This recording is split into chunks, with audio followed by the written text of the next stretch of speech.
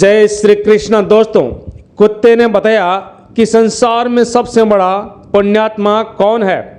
कुत्ता और किसान की कहानी एक ज्ञानवर्धक कहानी, एक बहुत बड़ी मोटिवेशनल स्टोरी है। दोस्तों, इस कहानी को ध्यानपूर्वक अवश्य सुनना, क्योंकि ये कहानी बड़ी ही शिक्षाप्रद एवं ज्ञानवर्धक है। प्रिय मित्रों, काशी में भगवान विश्वनाथ का प्राचीन मंदिर है।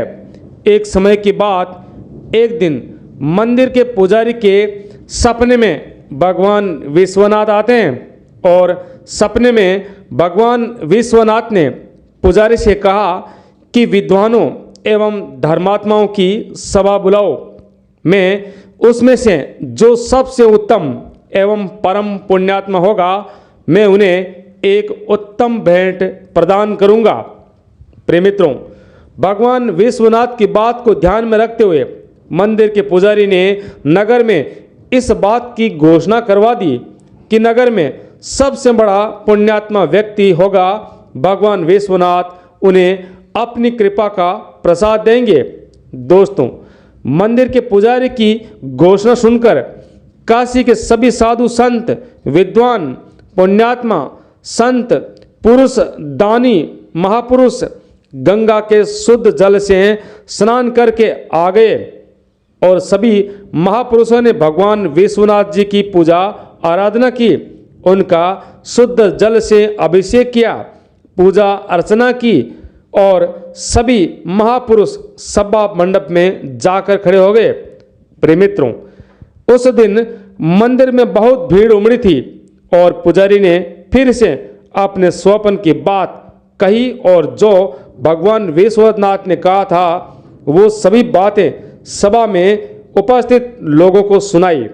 और पुजारी की बातें सुनने के पश्चात सभी लोग भगवान विश्वनाथ की जय जयकार करने लगे। सभा मंडप भगवान विश्वनाथ की जय जयकार से गूंजने लगा। दोस्तों, तभी अचानक मंदिर में एक अद्भुत चमत्कार होता है। वहां उपस्थित सभी लोगों ने देखा कि भगवान विश्वनाथ की मूर्ति के पास में एक दिव्य प्रकाश हुआ एवं प्रकाश के साथ ही एक सोने का पत्थर प्रकट होता है। वह पत्थर बड़ा ही अद्भुत एवं चमत्कारी था एवं उस पत्थर पर बड़े बड़े रत्न जड़े हुए थे और उन रत्नों से मंदिर में चारों ओर प्रकाश ही प्रकाश फैलाया था। दोस्तों, पुजारी ने जब उस रत्न जड़ित पत्थर को देखा तो उस पर लिखा था कि सबसे बड़ी उत्तम, दयालु एवं पुण्यात्मा को ये रत्न जड़ित पत्थर भेंट कर दिया जाए। दोस्तों, सारे पुजारी आश्चर्य में पड़ गए कि इतने सारे महापुरुषों में कैसे पता चलेगा कि सबसे बड़ा दयालु एवं पुण्यात्मा कौन है। पुजारी बहुत ही निर्मल एवं भगवत प्रेमी थे। उन्होंने वो पत्थर उठाकर सबको दिखाया और बोले, देखो, हर सोमवार को यहाँ सभा का आयोजन होगा, अतः जो सबसे बड़ा पुण्यात्मा एवं दयालु होगा उसे ये स्वर्ण जड़ित पत्थर भेंट किया जाएगा। प्रिय मित्रों, ये खबर चारों तरफ तूफान की भांति फैल गई और अब तो दूर दूर से बड़े बड़े संत, सन्यासी, त्यागी, विद्वान, तपस्वी, दानी आदि मंदिर में आकर जमा होने लगे। कुछ लोगों ने कई महीनों तक चंद्रायण व्रत किया और पुजारी उस पत्थर को एक एक करके सबके हाथों में रखते जाते और हाथों में पहुंचते ही वो सोने का पत्थर मिट्टी का बन जाता था और उसका दिव्य प्रकाश भी नष्ट हो जाता था और हताश होकर वो सभी लोग अपने अपने घर लौट जाते थे और पुजारी के हाथों में वो पत्थर सोने का बनकर पुनः प्रकाश देने लगता था।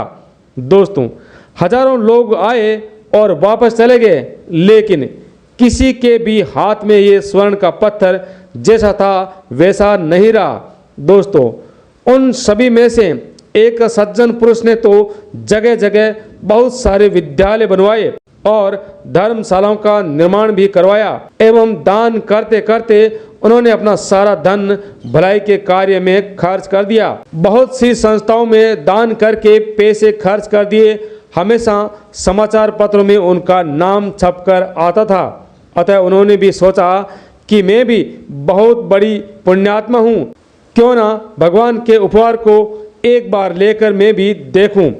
इसी इच्छा से वो भी मंदिर में पहुंचे और पुजारी ने वो पत्थर उनके हाथों में रख दिया। परंतु ये देखकर बड़ा आश्चर्य हुआ कि वो पत्थर ऐसे धर्मात्मा एवं पुण्यात्मा के हाथों में जाते ही मिट्टी का बन जाता है। ये सब देखकर वे बहुत ही लज्जित हुए। दोस्तों, तभी पुजारी ने कहा, आप मान सम्मान, पद और यश के लोभ से दान करते थे, क्योंकि नाम की इच्छा से किया जाने वाला दान सच्चा दान नहीं कहलाता। दोस्तों, इसी प्रकार से मंदिर में और भी कई प्रकार के धर्मात्मा आए, परंतु कोई भी स्वर्ण पत्र नहीं पा सका।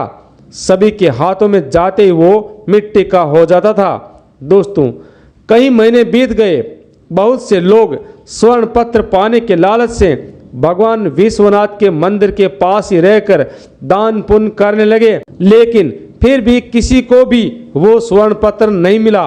एक दिन के बाद एक बुढ़ा किसान भगवान विश्वनाथ के दर्शन करने आया। वो एक गांव का रहने वाला था, देहाती किसान था। उनके वस्त्र फटे पुराने एवं मैले थे, एवं उसके पास एक पोटली थी जिसमें थोड़े से सत्तू भरे थे और कांधे पर एक फटा हुआ कंबल था। मंदिर के पास गरीबों को हलवा, पूड़ी एवं कपड़े बांट रहे थे और वो किसान जब वहां पहुंचा तो किसान ने देखा कि एक घायल कुत्ता मंदिर के पास पड़ा दर्द से चिल्ला रहा था। कुत्ते के आधे शरीर में घाव था एवं उससे उठा नहीं जा रहा था और वो भूख से तिलमिला रहा था, परंतु उसकी ओर किसी ने भी देखा तक नहीं, क्योंकि वो कुत्ता था और पशु था, इसलिए उसकी ओर किसी ने ध्यान नहीं दिया। दोस्तों, बूढ़ा किसान सत्तू खोलकर खाने ही बैठा था और अचानक उसकी नज़र उस कुत्ते पर चली गई।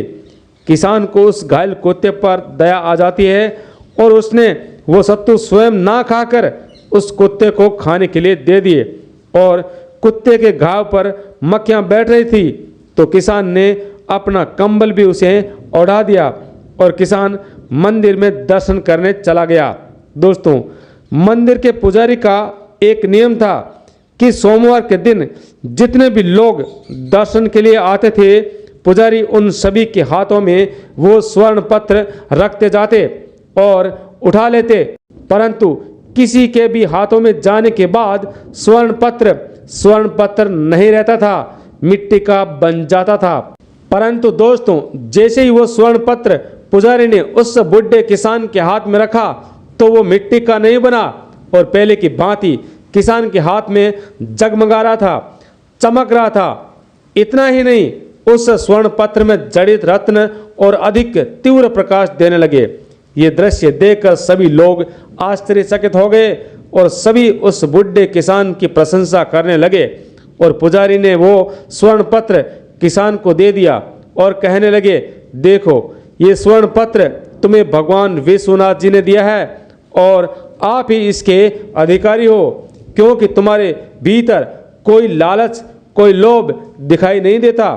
तुम अवश्य ही दीन दुखियों पर दया करने वाले हो। आप ही सच्चे दयालु हो, क्योंकि जो बिना किसी स्वार्थ के दान करता है, दीन दुखियों की सेवा एवं सहायता करता है, वही सबसे बड़ा पुण्यात्मा कहलाता है। परंतु कुछ लोग दान तो करते हैं, सेवा भी करते हैं, लोगों की सहायता भी करते हैं, परंतु उसमें उनका किसी न किसी प्रकार का स्वार्थ होता है और उनके दान में, सेवा व सहायता से अहंकार एवं अभिमान की बू आती है। वो सहायता सिर्फ दिखावे के लिए भेदभाव के साथ की जाती है।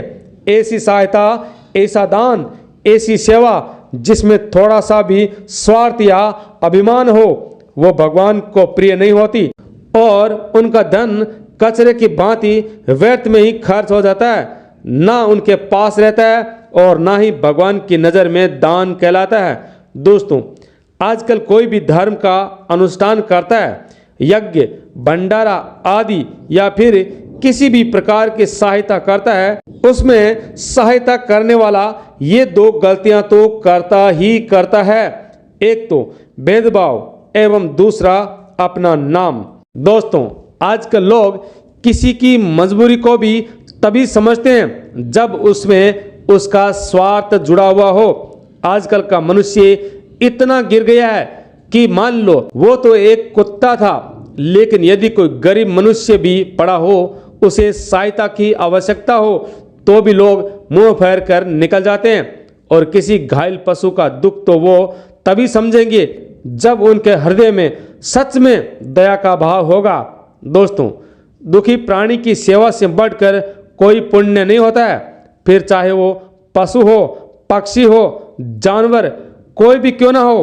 अतः जो दुखियों की सुनता है, ईश्वर उनकी अवश्य सुनता है। दोस्तों, उस गरीब किसान को स्वर्ण पत्र मिलने पर सभी लोगों को बहुत बुरा लगा, क्योंकि जो काफी वर्षों से दान कर रहे थे वो लोग कहने लगे कि हे पुजारी जी, क्या भगवान भी भेदभाव करता है?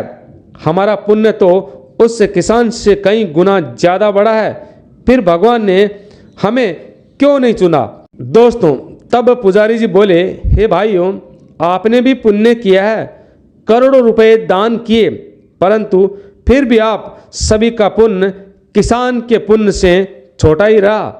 आपने भूखों को भोजन दिया, पर आप स्वयं कभी भूखे नहीं रहे, परंतु किसान स्वयं भूखा रहकर एक पशु यानी कुत्ते को भोजन करवाया। स्वयं सर्दी में कांपने लगा, लेकिन कुत्ते को अपनी कंबल ओढ़ाया। उसकी सेवा निस्वार्थ थी और किसान का त्याग भी बहुत बड़ा था, इसलिए भगवान ने किसान को चुना। पुजारी की बात सुनकर उन सभी बड़े बड़े दानियों के मुंह नीचे लटक गए। प्रिय मित्रों, ये कहानी आपको कैसी लगी कमेंट करके अवश्य बताएं और सभी के साथ शेयर अवश्य करें। जय श्री कृष्णा, राधे राधे।